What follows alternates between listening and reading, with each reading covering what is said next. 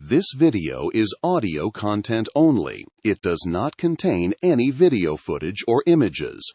If you are expecting visual content, please be aware. This is intentionally provided in an audio-only format. We recommend listening to the audio rather than watching the screen. Thank you for your understanding. Welcome to our exploration of the Viking slave trade. While we often celebrate Norse explorers and warriors, their rise was powered by a massive, brutal trade in human lives. Today, we look beyond the romanticized myths to uncover the engine of chains.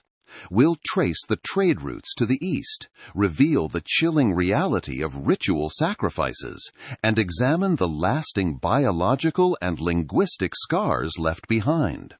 Join us as we confront the uncomfortable truth behind the Viking Age and its complex legacy in our modern world. Chapter 1. The Engine of Chains.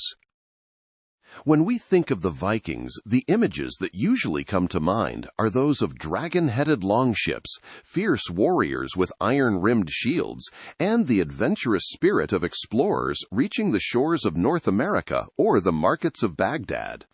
We often view them through a lens of romanticized freedom, a culture of hardy people seeking the horizon. But beneath this veneer of maritime glory lies a foundational truth that is far more uncomfortable.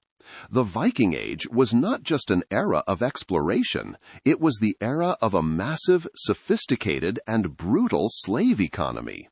Slavery was not a peripheral activity or an accidental byproduct of war for the Norsemen. It was a central pillar of their culture, a primary motivator for their raids, and the very engine that powered their rise from isolated tribal groups to a dominant European power.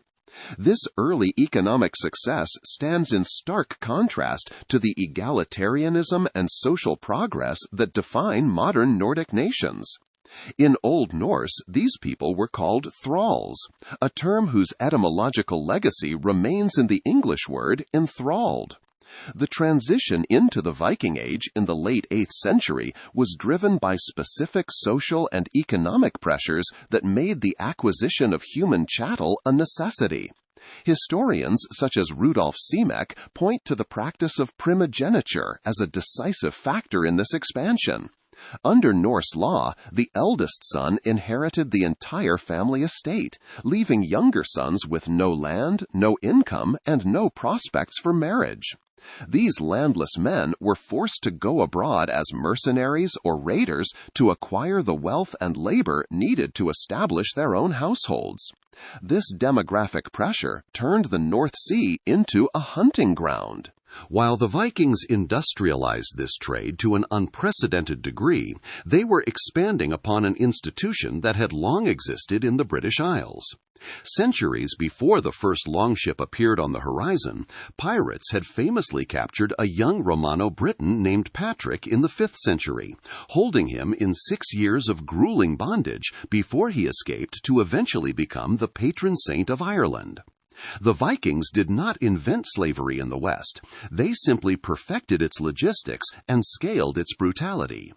The start of the raiding era, beginning with the infamous attack on the Lindisfarne Monastery in 793, was driven as much by a desperate need for labor as it was by a desire for gold.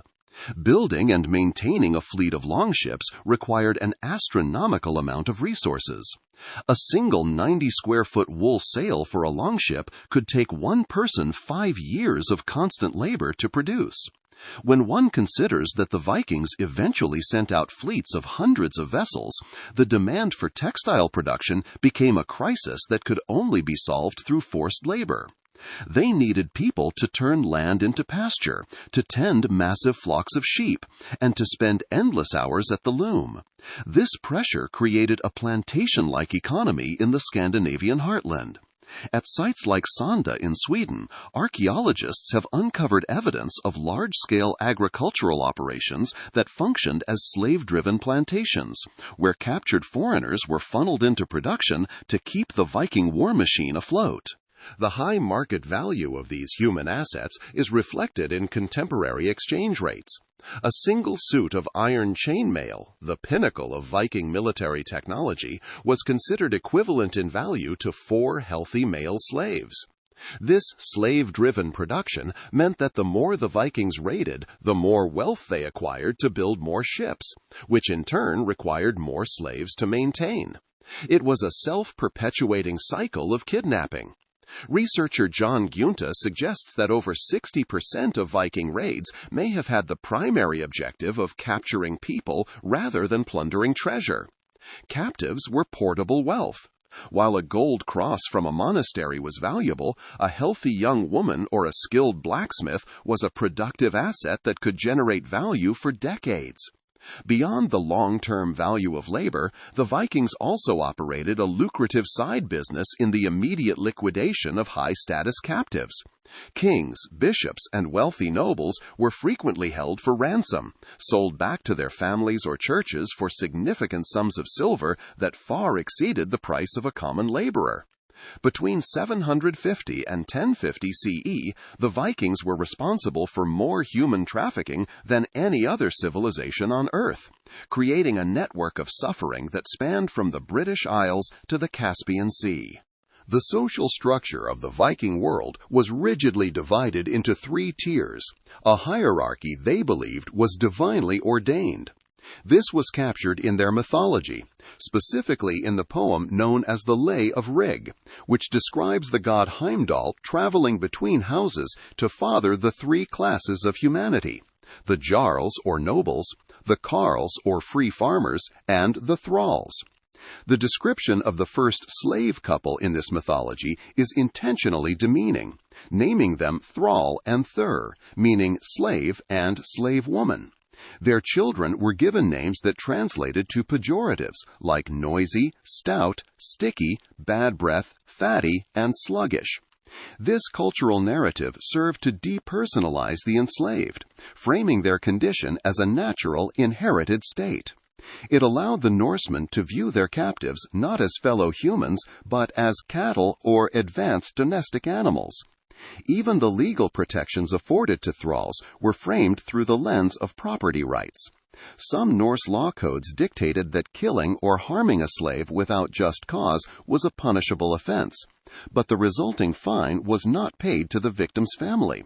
It was paid to the owner as compensation for the damage to their asset. The physical reality of this status was often marked by trauma. Archaeologists have discovered skeletons buried as slaves with deep, deliberate grooves filed into their front teeth.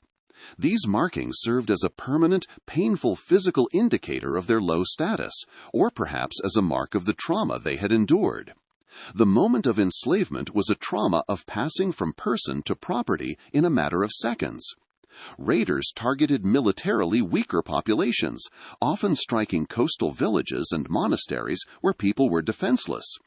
The Annals of Ulster provide a chilling record of this activity, noting that in the year 821, the Vikings raided a site near Dublin and carried off a great number of women into captivity. The reach of this kidnapping was truly global. The Vikings were equal opportunity enslavers, taking Irish monks, British villagers, and Frankish peasants. Records like the Fragmentary Annals of Ireland even describe Vikings returning from raids in North Africa and the Iberian Peninsula with blue men, black African captives brought back to the north. The Vikings even enslaved their own kind. A Scandinavian who fell into deep debt or committed a dishonorable crime could be sentenced to a term of slavery. If a freeborn man impregnated an enslaved woman and refused to acknowledge the child, that child was automatically born into the thrall class. Once they reached Scandinavia, the life of a thrall was defined by heavy and dirty labor. Male slaves were assigned tasks that free men considered beneath them, such as herding pigs, digging peat, and fertilizing fields with animal dung. They were often depicted carrying a spade and a rope, the tools of a life of endless manual toil. Female thralls were responsible for the most exhausting domestic chores, such as grinding grain by hand using heavy stone querns, baking bread, and milking cows. However, the Viking slave system was not a monolith. There were gradations of servitude. At the very bottom were the simple thralls who lived in the darkest ends of the longhouses, sleeping on straw alongside the livestock. But there were also skilled slaves who occupied a more complex position. A blacksmith or a master weaver might be treated with a degree of respect because of their economic value. There was even a specific category of slave known as a brightie, who acted as a steward or estate manager. These individuals were entrusted with significant responsibility, overseeing the work of other slaves. One surviving runestone in Sweden honors a brightie named Tolier, who was appointed by the king and was even able to marry and commission a monument to his own memory. Yet, even for the few who managed to secure their manumission, the shadow of bondage was long. A freed thrall entered a transitional class known as a legacies. Though no longer property, a legacies remained legally and socially obligated to their former master's family, a debt of loyalty and service that often persisted for several generations before their descendants were considered truly free. Despite the responsibility given to men like Toller, they remained legally tethered to the families that had once owned them. The scale of this system was immense, with estimates suggesting that slaves made up at least 10% of the population of Viking Scandinavia, and potentially as much as 1/3 in certain regions. In a society of roughly 1 million people, this would mean over 100,000 individuals were living in bondage at any given time. This massive labor force allowed the free Norsemen to pursue warfare, politics, and poetry, while the essential work of survival was handled by the unfree. The wealth generated by this human harvest funded the rise of the first Nordic urban centers and the financial foundations of emerging kingdoms. This history reveals a dark side to the Viking Age, where human lives served as the secret force behind Norse power. This trade in souls was the heartbeat of their society, setting the stage for a culture where the line between person and property was not just a legal distinction, but a religious one that demanded even more violent forms of validation. Chapter 2: The Vessel of the Gods. While the economic machinery of the Viking Age was driven by the labor of the unfree, the spiritual and social life of the Norsemen was underpinned by a much darker and more intimate form of exploitation. To look into the heart of the Viking world is to encounter a culture where the line between human and property was not just a legal distinction, but a religious one. For the Norse, the thrall was often less a person and more a sacrificial commodity, a vessel for ritualized violence that served to bridge the gap between the world of the living and the realm of the gods. This was a society where the ultimate display of power was the ability to take a life, not in the heat of battle, but in the cold, calculated environment of a religious ceremony or a funeral pyre. The most vivid and haunting account of this ritualized brutality comes to us from the year 922, when an Arab diplomat named Ibn Fadlan encountered a group of Eastern Vikings, or Rus, along the banks of the Volga River. He was a meticulous observer, and his record of a chieftain's funeral remains one of the most chilling documents in human history. When a great leader among the Rus died, his wealth was divided, and his slaves were asked a terrifying question: "Who among you will die with him?" This was presented as a voluntary act, a chance for a slave to follow their master into the afterlife. But the choice was made under the heavy pressure of a culture that viewed such a death as a religious duty. In the account Fadlan witnessed, a young slave girl stepped forward. From that moment, she was no longer a worker. She was a living sacrifice. The days leading up to her death were a surreal mix of reverence and horrific abuse. She was given intoxicating drinks and encouraged to sing and be joyful, even as the preparations for her execution were finalized. The ritual reached its peak in a sequence of events that highlights the systematic sexual exploitation inherent in the Viking slave trade. Before she was killed, the girl was taken to the tents of various men in the chieftain's retinue. Each man had intercourse with her, telling her to tell her master that they did this out of love for him. This was not a private act of passion, but a public, ritualized violation, where the body of the enslaved woman was used as a medium of communication between the men of the tribe and their deceased leader. To the Norse spectators, this was a sacred part of the send-off. To the modern observer, it is a stark example of how the bodies of female thralls were entirely at the disposal of their owners' whims and religious traditions. The actual execution was handled by a figure known as the Angel of Death, an elderly woman who acted as a priestess of sorts.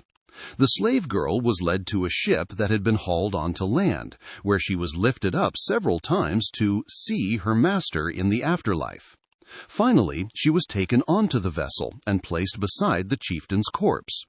While 6 men held her down, the Angel of Death placed a rope around the girl's neck and handed the ends to 2 men to pull.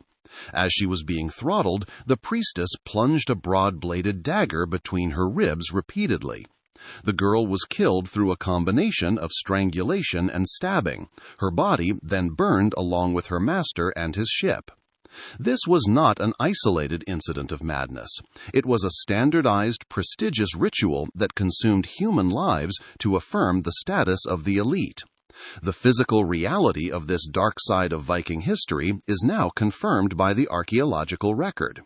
In graves across Norway, Sweden, and Denmark, researchers have found double and triple burials that tell a story of extreme inequality. At a site in Flakstad, Norway, archaeologists discovered multiple graves where a person of high rank was buried with 1 or more other individuals. These companions in death were almost always decapitated. Their heads were separated from their bodies and placed in positions that suggested they were intended as grave goods, much like a sword or a piece of jewelry. These findings are echoed across the Viking world. At the Balateer burial on the Isle of Man, archaeologists uncovered the grave of a Viking man that contained a second skeleton, a young woman who had been killed by a savage, shattering blow to the back of her skull. The nature of the wound suggests she was kneeling when she was executed, likely as a sacrifice to accompany the warrior into the next world.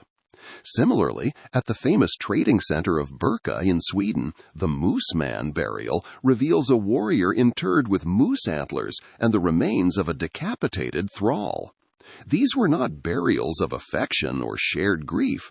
They were displays of ownership that extended beyond the grave. What makes these finds truly definitive is the scientific analysis of the bones themselves. By studying the strontium isotopes in the teeth and the carbon and nitrogen levels in the collagen, researchers can determine where a person grew up and what they ate. In many of these double graves, the results are startling. The masters were often locals who enjoyed a diet rich in beef, the hallmark of the elite. The decapitated individuals buried beside them, however, often showed signs of having come from different regions and, more tellingly, had lived on a diet consisting almost entirely of seafood and simple grains. They were undernourished and overworked. These were the thralls, people who had been exploited in life only to be murdered to serve as companions in the afterlife. The fact that they were decapitated or struck down suggests that their deaths were executions intended to bind them to their masters for eternity. This ritualized violence extended beyond the grave and into the very heart of Norse religious centers. Accounts from medieval chroniclers describe massive sacrificial festivals at places like Laer in Denmark and Uppsala in Sweden. Fietmar of Merseburg, writing of the rituals of Laer, claimed that every 9 years, 99 people were offered to the gods, alongside an equal number of horses, dogs, and hawks. Similarly, Adam of Bremen described the great temple at Uppsala, where the ritual involved 9 males of every living species, whose bodies were hung from the trees of a sacred grove. The significance of the number 9 was deeply rooted in Norse cosmology, relating to the 9 worlds of the universe and Odin's 9-day sacrifice of himself upon the world tree Yggdrasil. By sacrificing 9 humans every 9 years, the Norse elite were reenacting the divine order. While the exact numbers may have been inflated by Christian writers seeking to paint the heathens as monsters, the underlying truth is clear. The Vikings practiced human sacrifice on a scale that required a steady supply of victims, and the slave trade provided the necessary human livestock. The sexual exploitation of slaves was not limited to these grand rituals. It was a mundane, daily reality of the Viking world.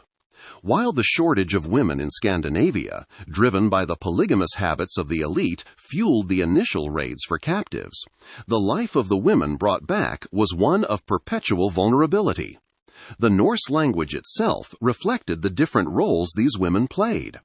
The standard term for a female slave was ambat, a word that denoted a woman whose body and labor were entirely owned by another. Another term, dea, is particularly revealing of the economic shifts of the era. Originally meaning a slave woman who supervised others or performed domestic tasks, the word eventually evolved into dairy manager as the economy moved toward large-scale cattle farming. This linguistic evolution masks the brutal origins of the role, where the dea was a captive forced to manage the very resources that fed her masters.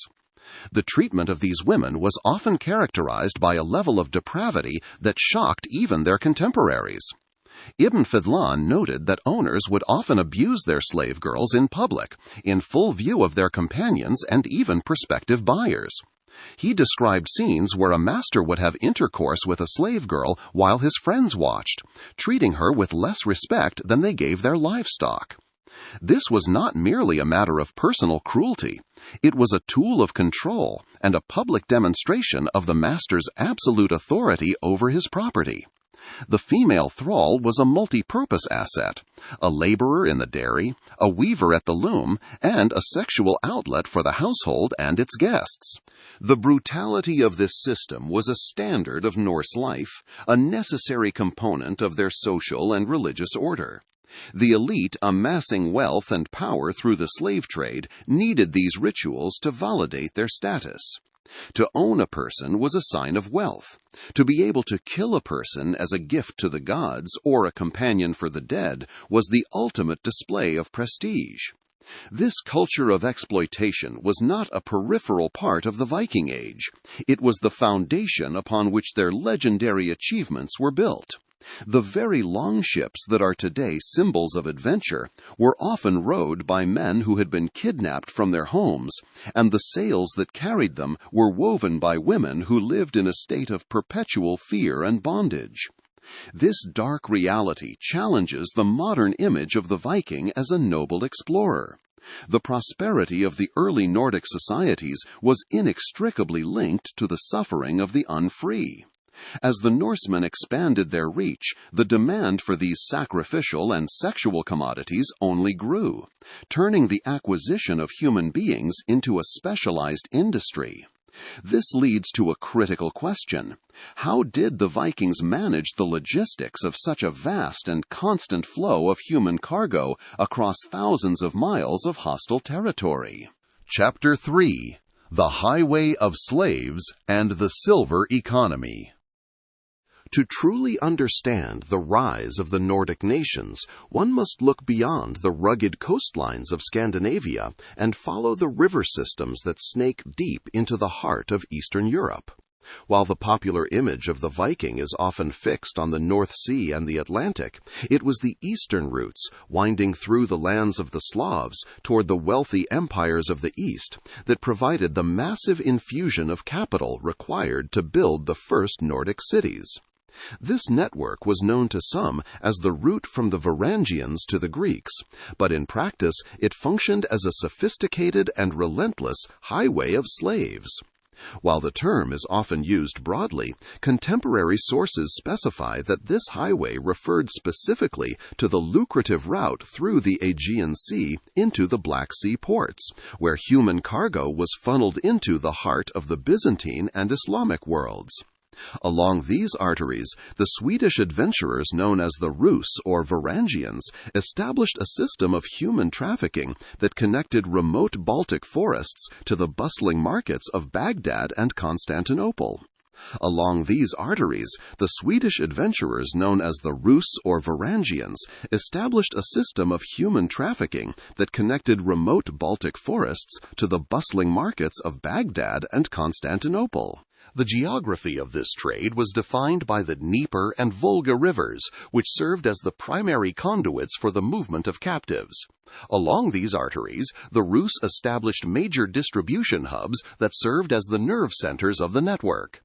Chief among these was Kiev, which grew from a fortified outpost into a massive clearinghouse for captives being moved toward the Black Sea. The Rus navigated these treacherous waters in vessels that required immense physical labor to maintain. One of the most grueling aspects of the journey involved portages, stretches where the traders were forced to haul their ships over land to bypass impassable rapids or to move between river systems. These were moments of extreme vulnerability and back-breaking toil, where the captives themselves were often used as the primary labor force to drag the very vessels that carried them toward their own sail. The captives taken in these regions were primarily Slavic, Finnic, and Baltic peoples, referred to in the Islamic world as Sakaliba. The demand for these European slaves in the Abbasid Caliphate and the Samanid Empire was insatiable, driven by a need for soldiers, domestic servants, and laborers. To the merchants of the north, these people were unmanufactured goods to be exchanged for the most stable currency of the age, the silver dirham. The mechanics of this trade were precise, cold-blooded, and highly standardized. Because the Vikings operated in a bullion economy, every transaction required the use of portable bronze scales and sets of weights.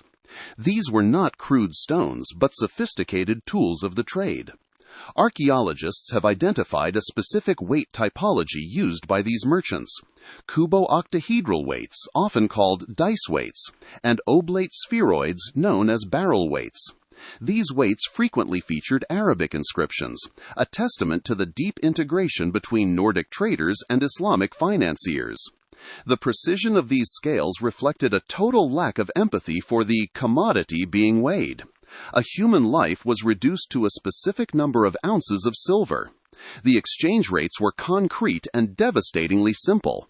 The standard value for one healthy adult male slave was approximately 12 ounces of silver. This silver was the lifeblood of a new economy, and its impact is physically preserved in the soil of Scandinavia. Thousands of silver hoards have been unearthed, particularly on the island of Gotland and in mainland Sweden, containing tens of thousands of Arabic coins minted in places like Samarkand and Baghdad. This influx of wealth allowed the Norse elite to transition from local warlords to international power players. They used this capital to commission grand ships, buy the loyalty of standing armies, and, most importantly, to establish the first proper urban centers in the north. Before the Viking Age, Scandinavia was a land of scattered farmsteads. The rise of the slave trade changed this landscape forever, leading to the creation of planned, fortified towns that served as high-volume processing centers for human trafficking. The most significant of these hubs was Hedby, located at the base of the Jutland Peninsula. Hedby was a marvel of early medieval engineering, surrounded by massive semicircular earthworks and connected to both the North Sea and the Baltic. It was a town designed for the logistics of mass transit. Archaeological excavations in the harbor have revealed chilling reminders of its primary function: iron locks from slave fetters. Hedby was not merely a place for craftsmen. It was a clearinghouse where merchants from across Europe and the East negotiated the price of human cargo. On the Swedish frontier, the town of Birka on Lake Mälaren played a similar role. This network of processing centers extended far beyond Scandinavia, utilizing distribution hubs like Bristol in the west to funnel English captives into the Dublin markets. These cities functioned as the gears of a global machine, ensuring that human cargo could be moved efficiently from the fringes of the known world to its most opulent centers. Birka served as the gateway to the east, governed by a king or chieftain who provided protection for merchants in exchange for the right to tax the trade. This taxation provided a steady stream of revenue that allowed central authorities to expand their influence, effectively fueling the very concept of Nordic kingship with the profits of the slave market. The role of the Khazar Khaganate and Volga Bulgaria was crucial in facilitating this highway. These middleman states, located along the lower Volga, acted as the interface between the Norse traders and the Islamic markets. The Rus would bring their captives to the great trade fairs at Bulgar or Atil, where they met Arabic and Persian merchants. The 10th century geographer Ibn Hawqal described a Viking slave trade that was truly transcontinental, extending across the entire Mediterranean from Spain to Egypt. The Islamic world had strict religious laws prohibiting the enslavement of fellow Muslims. But the infidel territories of the north provided a loophole that the Vikings were happy to exploit. They funneled a constant stream of white slaves into the harems and armies of the caliphate, receiving in return not just silver, but luxury goods like silk and spices. While slaves were the primary export, they were often supplemented by high-value furs. A single black pelt could reach a staggering price of 100 dinars in the markets of the East, further enriching the Varangian elite. This trade also had a darker, more specialized side, involving the production of eunuchs. In the markets of the East, castrated male slaves were highly prized and could be sold for premium prices, often as much as 3,000 dinars. While both Christians and Muslims were technically prohibited from performing the procedure, the demand was so high that castration houses were established in transit hubs like Venice and Verdun. The Vikings, as the primary suppliers of the raw human material for this industry, were integral to a system that systematically mutilated young men to increase their market value. This was the reality of the global connectedness of the Viking Age, a network of suffering that linked Slavic villages to the palaces of Baghdad through the specialized expertise of Mediterranean middlemen. The impact on the local Slavic populations was devastating and permanent. The constant threat of Rus raids meant that entire communities lived in a state of perpetual fear. The term Rus itself, which eventually gave its name to Russia, was originally associated with these foreign oppressors who harvested people like a seasonal crop. They established fortified trading posts like Novgorod to control the flow of human traffic. The urban layout of Novgorod reflected this business. The streets were literally named after the primary industry, with Slave Street serving as a prominent feature of the city. These were not just settlements, they were garrisons designed to secure the highway of slaves and ensure the safe passage of cargo to the southern markets. As the Viking Age progressed, the wealth generated by this trafficking allowed for the professionalization of the military. Wealthy chieftains could afford to maintain permanent standing armies of housecarls, elite warriors loyal to the leader's purse rather than tribal bonds. This shift allowed for the conquest of larger territories and the establishment of more permanent colonies. However, by the year 1000, the nature of Nordic trade began to shift. The silver mines near Baghdad started to run dry, and the supply of non-Christian captives became harder to find as the Slavic peoples and the Scandinavians themselves adopted Christianity. The Church began to push back against the enslavement of fellow Christians, leading to a gradual decline in the transcontinental slave trade. This economic crisis drove a transition toward a bulk economy based on commodities like dried fish, timber, and wool. This shift was facilitated by a specific technological advancement, the gnar. Unlike the slender longship designed for speed and raiding, the gnar was a sturdy cargo ship capable of carrying 24 tons of goods with a remarkably small crew. This allowed the Norse to move massive quantities of lower-value goods to replace the high-value, low-volume trade in human lives. Many of the great luxury-era trade towns like Hedby and Birka were eventually abandoned or destroyed, replaced by new administrative centers that served the needs of emerging Christian kings. The disappearance of these towns did not erase the legacy of what they had built. The infrastructure of the Nordic nations, the roads, the harbors, the legal systems, and the very concept of the state was the direct result of the wealth amassed during the highway of slaves. The silver hoards found today are the physical remains of a human harvest, where each coin represents a transaction involving a person traded for a piece of metal. The prosperity of the modern North is an inheritance from a period of intense, systematic cruelty that transformed the Baltic region into a global economic powerhouse.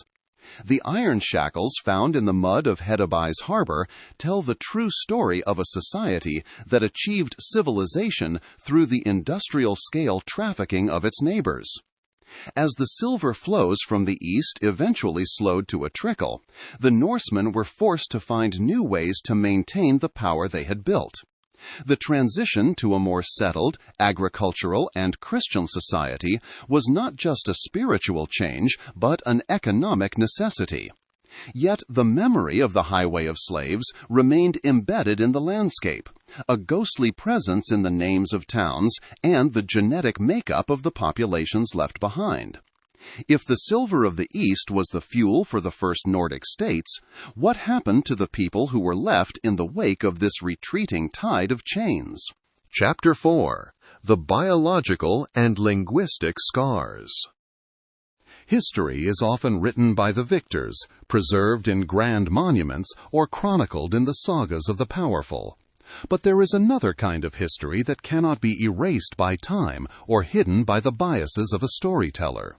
This is the history written into the very biological fabric of a population and the vocabulary of the languages we speak every day. When we look at the modern Nordic nations, particularly Iceland, we are looking at a living laboratory of the Viking slave trade. The legacy of the thousands of people kidnapped from the shores of Ireland, Scotland, and the vast plains of Eastern Europe is not just a series of footnotes in a dusty archive. It is a genetic and linguistic scar that defines the identity of these societies.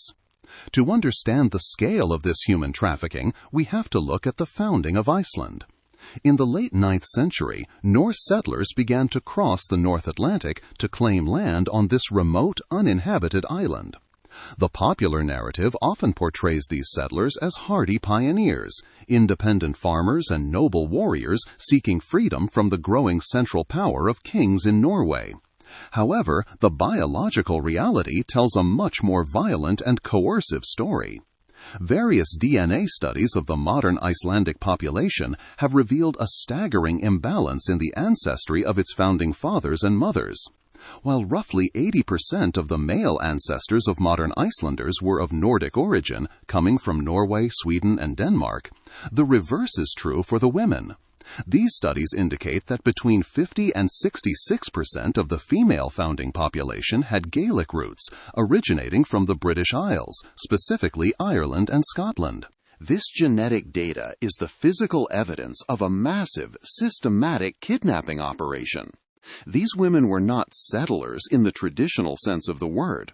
They were the human booty mentioned in chronicles like the Annals of Ulster. When the Vikings stopped in the British Isles on their way to Iceland, they were not just raiding for silver. They were stocking up on women and girls to serve as concubines, domestic workers, and eventually the mothers of the new colony. Because the Viking expansion was initially a male-dominated enterprise, and because their own society often practiced polygamy, where a single powerful man could take multiple wives and keep a harem of slaves, there was a desperate shortage of women for the lower-ranking men. The solution was to treat the female populations of conquered territories as a natural resource to be harvested and transported across the sea. This legacy of sexual slavery and forced migration is even reflected in the literature that the Icelanders would later produce. The sagas, while often romanticizing the Viking Age, contain echoes of this dark reality. One of the most famous examples is the story of Melkorka, an Irish princess who was captured by Vikings and sold at a slave market. She was purchased by a high-ranking Icelander named Hoskuld because of her exceptional beauty. Melkorka pretended to be mute for years, a silent protest against her condition, and a way to maintain some shred of her royal dignity in a world that viewed her as a piece of merchandise. It was only after she had borne a child to her owner that her true identity and her ability to speak were discovered. While the saga treats this as a tale of exotic nobility, it is fundamentally a story of human trafficking. Melkorka represents the thousands of unnamed Gaelic women whose lives were uprooted and whose bodies were used to build a new nation. The impact of this trade was so profound that it didn't just change the DNA of the North, it changed the very language of the world. In almost every European language, the word for a person held in bondage is some variation of slave. We rarely stop to think about where this word comes from, but its origin is a direct result of the relentless targeting of the Slavic people by the Vikings and other medieval traders. During the Viking Age, the Swedish adventurers known as the Rus dominated the river systems of Eastern Europe. They established fortified trading posts along the Volga and the Dnieper, where they harvested the local population for the international market. These people were the Slavs. The scale of this human harvest was so immense and so consistent over centuries that the ethnic name Slav became synonymous with the condition of being unfree. In medieval Latin, the term sclavus replaced the older Roman word servus. From there, it migrated into English as slave, into French as esclave, and into Spanish as esclavo. Every time we use that word today, we are using a linguistic relic of the Viking raids into the forests of modern-day Russia, Ukraine, and Poland. It is a permanent marker of a period when an entire ethnic group was viewed by the Norsemen as the ultimate unmanufactured trade commodity. This linguistic shadow extends even into our most casual interactions. The common Italian greeting, ciao, is used by millions of people every day as a friendly hello or goodbye. But ciao is a shortened form of the Venetian phrase ciao vostro, which literally means I am your slave. This greeting arose in Venice, which served as one of the most prominent hubs where Viking and Rus traders funneled their Slavic captives toward the markets of the Mediterranean and the Middle East. The city's very rise to power was built on the trafficking of these people, and the greeting became a standard expression of polite submission. It is a haunting irony that a word now associated with warmth and friendship began its life as a reminder of the industrial-scale human trafficking that connected the Baltic to the Adriatic. The Vikings' own word for a slave, thrall, or threll in Old Norse, also remains embedded in the English language.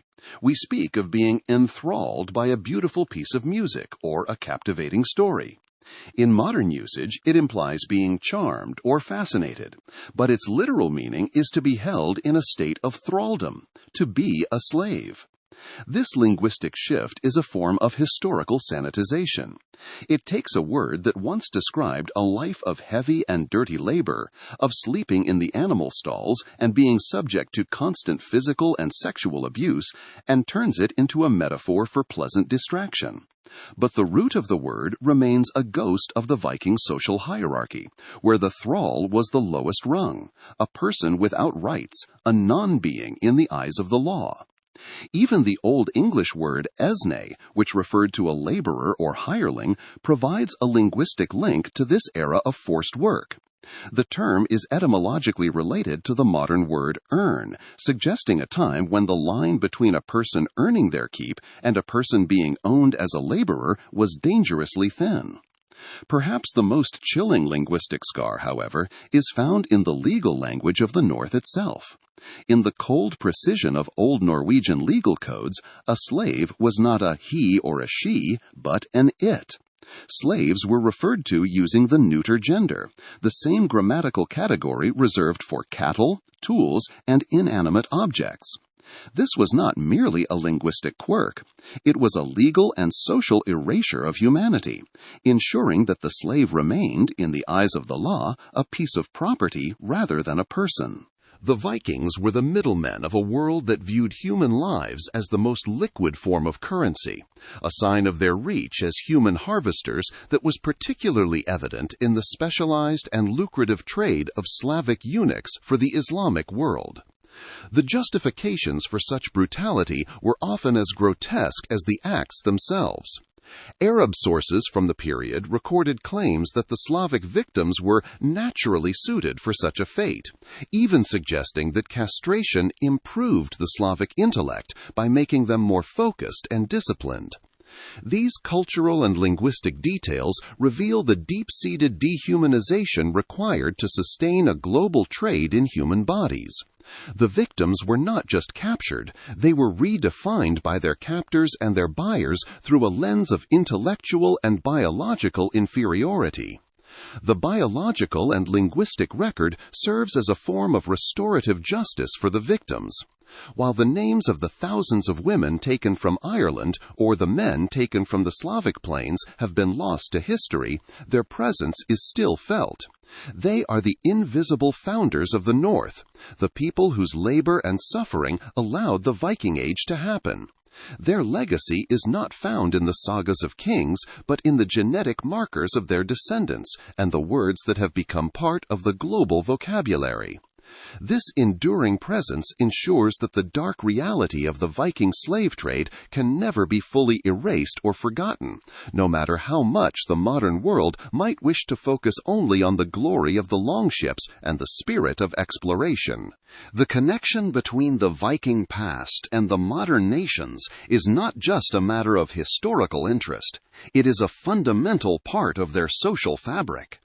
The genetic scars in Iceland and the linguistic origin of the word slave are the permanent witnesses to a world of chains, shackles, and human currency. But as the silver flows from the east eventually slowed to a trickle, and the religious landscape of the north began to shift, the Norsemen were forced to find new ways to maintain the power they had built. This transition from a slave-reliant economy to a settled Christian society was not just a spiritual change, but an economic necessity that would redefine the very nature of Nordic identity.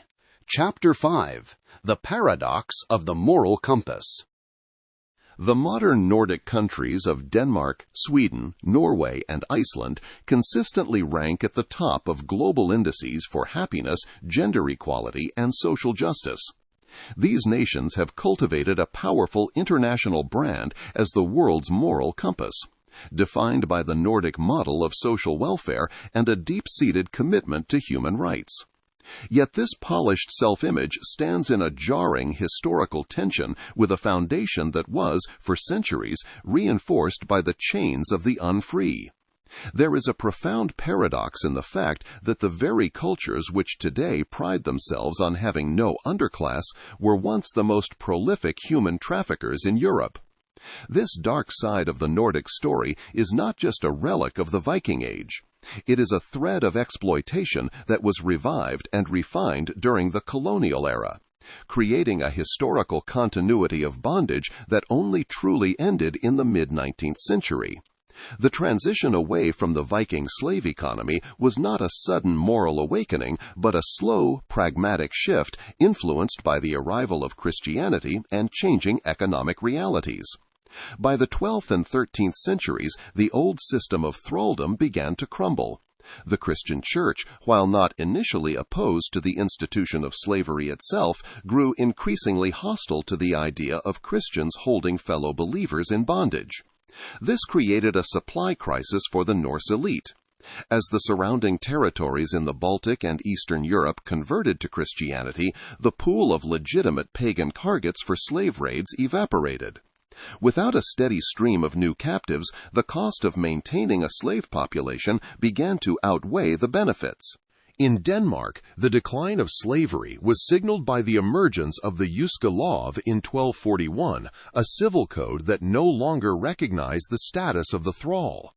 In its place arose a system of serfdom known as hoveriet, where the lowest classes were technically free but remained tied to the land and the whims of the nobility. In Norway, the Magnus Lagabøte's lands law of 1274 similarly omitted the category of the slave, suggesting that by the late 13th century, the institution had effectively faded into the background of rural life. However, it was in Sweden that the official end of medieval slavery was most clearly documented. In 1335, King Magnus Eriksson issued a decree in Skara that outlawed thraldom for anyone born of Christian parents in the counties of Västergötland and Varend, the last strongholds of the practice.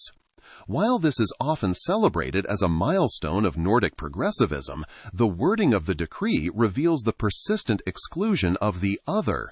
Slavery was only abolished for those within the faith, leaving a legal and moral loophole that would be exploited centuries later. The true tension in the Nordic self-image lies in what happened after this medieval abolition. For nearly 300 years, the Scandinavian heartlands remained free of slaves.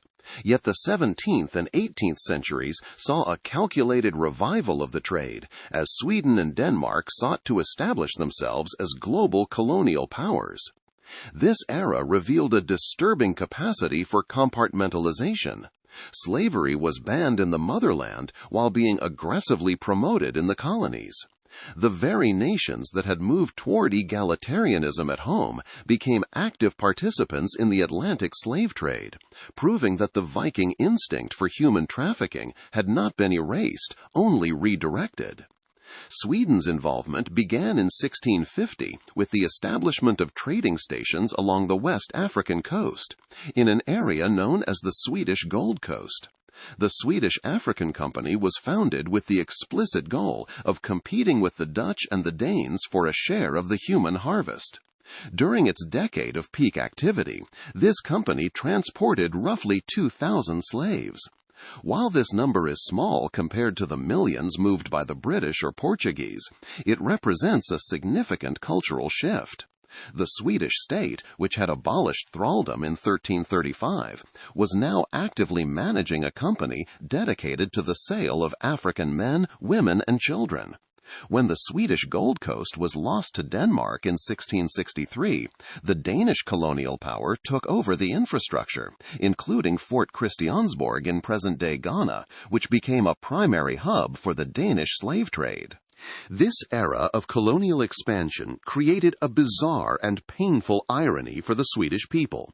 Between 1650 and 1763, while the Swedish state was profiting from the sale of African captives, between 500 and 1,000 Swedish citizens, mostly sailors, were themselves captured and enslaved by Barbary corsairs in North Africa. These Swedes were held for ransom or sold into labor in Algiers, Tripoli, and Tunis. This created a profound national anxiety. The Swedish state was simultaneously a perpetrator of slavery in the Atlantic and a victim of it in the Mediterranean. This tension reached a breaking point in 1801, when Sweden participated in the First Barbary War alongside the United States. The Swedish Navy fought to secure the freedom of its own enslaved citizens, highlighting the moral dissonance of a nation that demanded liberty for its people while maintaining a slave colony in the Caribbean. The legal compartmentalization of this era was perfectly illustrated by the life of Gustav Badin. An African slave gifted to Queen Louisa Ulrika of Sweden in the mid-18th century, Badin occupied a unique position in the Swedish court. Because slavery was technically illegal on Swedish soil following the medieval decrees, Badin became a free man the moment he entered the motherland. He was educated alongside the royal children, became a courtier, and lived as a respected member of the Swedish elite. Yet, while Badin enjoyed the protections of Swedish law in Stockholm, the Swedish crown was simultaneously enforcing brutal slave codes in its overseas territories. This legal loophole allowed the Nordic elite to maintain a progressive image at home while presiding over a system of chattel slavery abroad. The Danish experience in the West Indies provides the most brutal evidence of this historical dark side. Denmark held control over the islands of St. Thomas, St. John, and St. Croix for 250 years. These islands were transformed into industrial-scale sugar factories powered entirely by forced labor. By 1803, there were over 26,000 slaves on St. Croix alone. The conditions on these plantations were so severe that the mortality rates often outpaced the birth rates, requiring a constant influx of new captives from Africa. This was not the gentle slavery that some national myths have tried to suggest. Owners were legally permitted to use red-hot iron tongues to punish disrespectful slaves, and the 1733 insurrection on St. John was a desperate response to a summer of natural disasters and the introduction of even harsher slave policies. The Danish government eventually regained control of the island, but the revolt highlighted the extreme human cost of the sugar that was fueling the prosperity of Copenhagen. In the late 18th century, Sweden returned to the Caribbean with the acquisition of Saint Barthélemy from France in 1784. King Gustav III, a monarch who is often remembered as a patron of the arts and an enlightened ruler, was the primary architect of this venture. He was so personally invested in the slave trade that he kept 10% of the shares of the Swedish West India Company for himself and claimed a quarter of all its profits. Under his direction, the harbor of Gustavia was made a duty-free port, specifically designed to attract slave ships from all nations. To govern this new enterprise, the Swedish administration implemented the ordinance concerning the police of slaves and free-colored people in 1787. This specific legislation codified the status of the enslaved, stripping them of the rights that any person on Swedish soil would have taken for granted. Furthermore, Sweden utilized its domestic natural resources to support the global trade. The country became a major supplier of the high-quality iron used to manufacture the chains and shackles that bound captives across the Atlantic.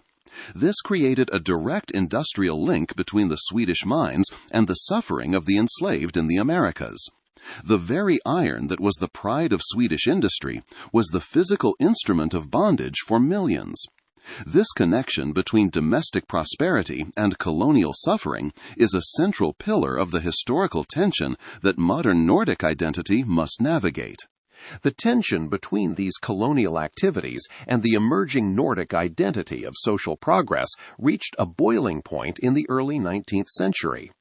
Denmark is often praised for being the first European power to abolish the slave trade, with an announcement in 1792 that became effective in 1803. However, this decision was not driven by a grassroots abolitionist movement like the one seen in Britain. Instead, it was a top-down bureaucratic decision made by figures like Ernst Heinrich von Schimmelmann, a man who was himself one of the largest slave owners in the Danish West Indies. The abolition of the trade was a calculated economic move intended to stabilize the existing slave population and make the islands more self-sufficient, rather than a moral rejection of the institution itself. Slavery as a legal state continued in the Danish colonies until 1848, when a massive uprising on St. Croix forced the governor to grant immediate emancipation. Sweden's path to abolition was equally protracted. Despite signing treaties with the United Kingdom and France in the early 19th century to end the trade, the Swedish state continued to allow slavery on St. Barthélemy until 1847. The last legally owned slaves in the Swedish colony were finally bought and freed by the state on October 9th of that year. The delay in these abolitions reveals a persistent reluctance among the Nordic elite to abandon a source of wealth that had underpinned their ambitions for great power status. The prosperity of the modern Nordic capitals, the grand buildings of Stockholm and the historic quays of Copenhagen, is inextricably linked to the capital generated during these centuries of exploitation. This history creates a profound dissonance for modern Nordic citizens. The invisible archaeology of the slave trade means that while the grand houses of the plantation owners still stand, the quarters of the enslaved and the sites of their suffering have often been lost to time or reclaimed by the jungle. In the archaeological record, slaves are often described as unseen because their movements were curtailed, they were denied possessions, and they were not accorded formal habitation. This physical invisibility has allowed for a cultural invisibility, where the dark side of the national story is often skipped over in favor of the more palatable Viking legends or the successes of the modern welfare state. However, the connection between the past and the present is becoming harder to ignore. In 2017, the Danish foreign minister, Anders Samuelsen, traveled to Ghana to offer a formal apology for Denmark's role in the slave trade. He described it as a shameful and unforgivable part of Danish history, acknowledging that nothing could justify the exploitation of the men, women, and children in which Denmark took part. This apology was a rare moment of official reckoning, a crack in the polished facade of the Nordic brand. It highlighted the fact that the modern commitment to human rights is not an ancient, innate trait of the Nordic people, but a relatively recent development born out of a long and bloody history of doing the exact opposite. The legacy of the Viking and colonial slave trades also lives on in the very structures of Nordic society. The rigid three-tiered hierarchy of the Viking Age was the starting point for the social development of these nations. The struggle to dismantle that hierarchy and replace it with a system of equality has been the work of centuries. The modern Nordic model can be seen as a direct reaction to this history of extreme inequality, a collective effort to ensure that the social death once visited upon the thrall can never happen again. Yet the tension remains, as the wealth that allows for this social safety net was originally amassed through the global networks of human trafficking and the plantation economies of the West Indies. The tension between the brutal chattel slavery of the past and the progressivism of the present is the defining conflict of the Nordic national story. It is a reminder that the journey toward social justice is never a straight line, and that even the most egalitarian societies have roots in the deepest forms of exploitation. The dark side of the Nordic countries is not a peripheral detail. It is the secret force that powered their rise and the silent partner in their prosperity. By acknowledging this history, these nations are forced to recognize that their modern brand of morality is a hard-won achievement, a departure from a foundational brutality that once saw human lives as the most valuable trade good on the market. This reckoning is essential for understanding the true nature of power and labor in the North, revealing a legacy of chains that still echoes beneath the surface of the world's most progressive nations. The question that remains is whether a society can truly move past a foundation of bondage without a full and continuous accounting of the lives that were sacrificed to build it. As the Nordic nations continue to lead the world in social progress, they must decide if their moral authority is based on an erasure of the past or a courageous confrontation with it. How will the next generation of the North reconcile the iron of their industry with the shackles it once forged? The Viking Age is often remembered for its adventurous spirit, but as we have explored, its true engine was a brutal and sophisticated slave economy. From the highway of slaves in the East to the genetic and linguistic scars left across Europe, the Norse legacy is inseparable from the lives of the thralls who powered it. This history forces us to look beneath the romanticized surface of the longship and recognize that the foundations of modern prosperity were often laid in chains. The paradox of the Nordic nations, balancing an exploitative past with an egalitarian present, reminds us that social progress is a constant reckoning with the ghosts of history.